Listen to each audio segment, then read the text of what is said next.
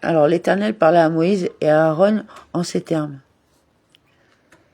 Quand vous serez arrivés au pays de Canaan, dont je vous donne la possession, et que je ferai naître une altération lépreuse dans une maison du pays que vous posséderez.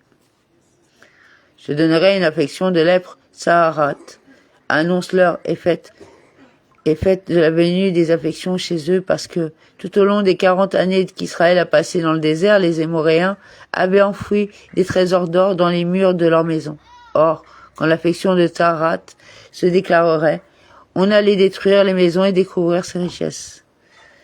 Celui à qui sera la maison ira le déclarer au pontife en disant « J'ai observé quelques altérations à ma maison. » Il m'est apparu comme une affection dans la maison. Même un érudit en Torah, s'il sait de manière certaine que c'est une affection, ne tranchera pas à coup sûr. Mais il dira « Il m'est apparu comme une affection. » Négarim 12:5. Le pontife ordonnera qu'on vide la maison avant qu'il y entre, pour examiner l'altération, de peur que tout ce qui est dans la maison ne se trouve impur, après quoi le pontife viendra visiter cette maison. Avant que vienne le pontife, car aussi longtemps que le Kohen ne s'y est pas appliqué, il n'y a pas de loi d'impureté.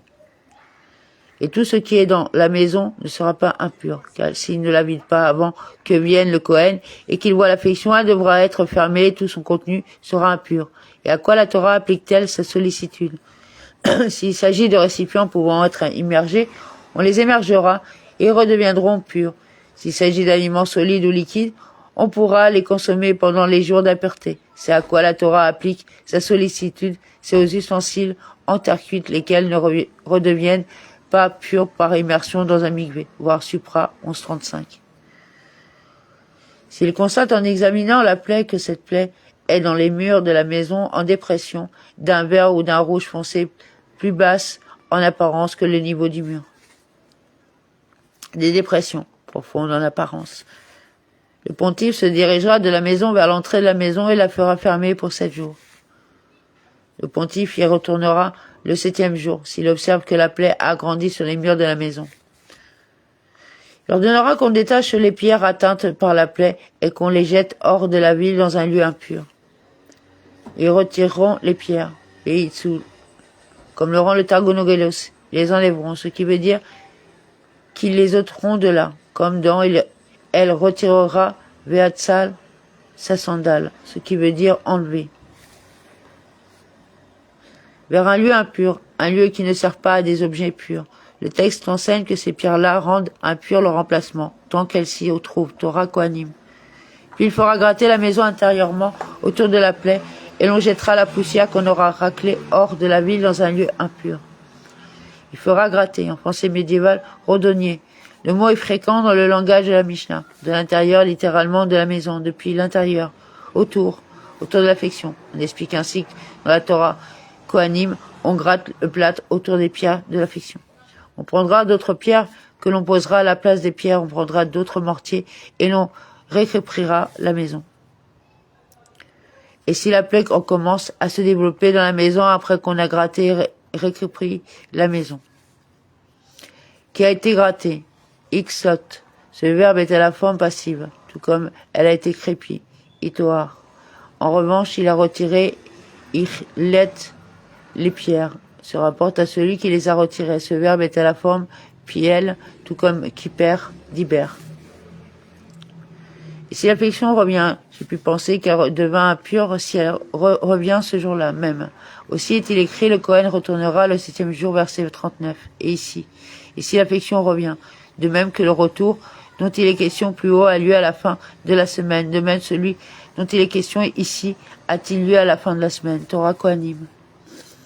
Le pontife viendra et constatera que la plaie s'est accrue dans cette maison, c'est une lèpre corrosive qui règne dans cette maison, elle est impure.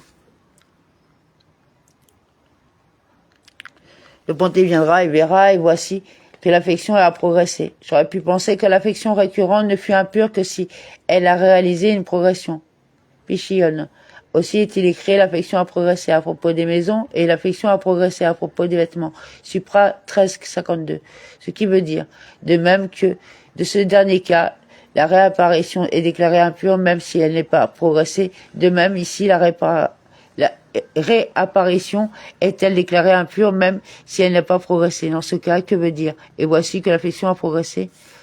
La place de ce verset n'est pas ici, mais les mots « il démolira la maison » verset 45 aurait dû figurer après « et si l'affection revient » verset 43. Quant au mot « il verra » et voici que l'affection, ils viennent enseigner le cas de l'affection ayant conservé son aspect pendant la première semaine et où le Cohen vient à la fin de la deuxième semaine et découvrir qu'elle a progressé. Le texte n'avait rien spécifié ci-dessus pour le cas où l'affection aurait conservé son aspect pendant la première semaine. Il était donc enseigné ici à propos de cette progression, Pishion, que l'on n'en parle que lorsque l'affection était stationnaire la première semaine et a progressé la seconde. Et que doit-on lui faire? J'aurais pu penser qu'il fallut détruire la maison comme indiqué, on détruira la maison, verset 45. Aussi est-il écrit, le Cohen retournera le 6e jour, verset 39, et le Cohen viendra, verset 44.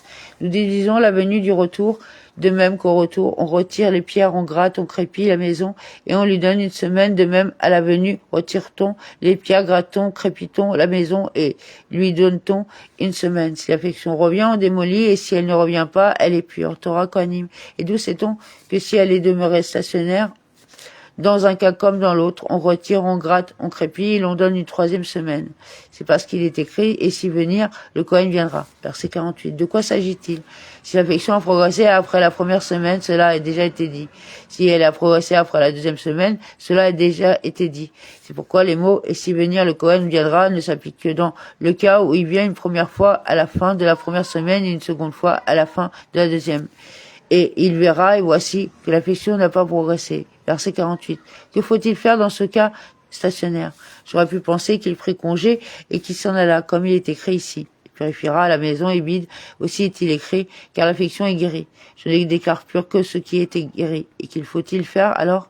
Le texte parle plus haut, verset 44, devenu, et plus bas, verset 48, devenu. Ce qui veut dire, de même que plus haut, on retire les pierres, on gratte, on crépit la maison et on lui donne une semaine. Car comme on raisonne pour le retour, ainsi raisonne-t-on pour la venue, de même plus bas, comme mentionné dans la Torah Kohanim.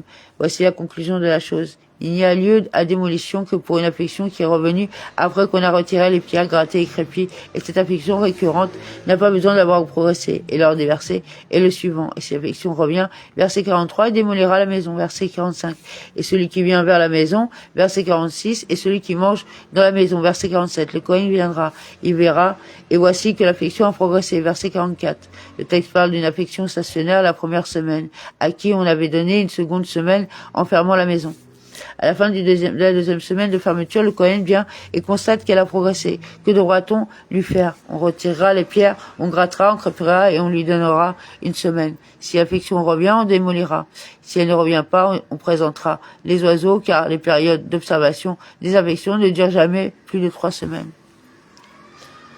On démolira la maison, les pierres, la charpente et tout l'enduit de la maison qu'on transportera hors de la ville dans un lieu impur. Celui qui entrera dans la maison tout le temps qu'on l'a déclarée close sera souillé jusqu'au soir. Amen, amen.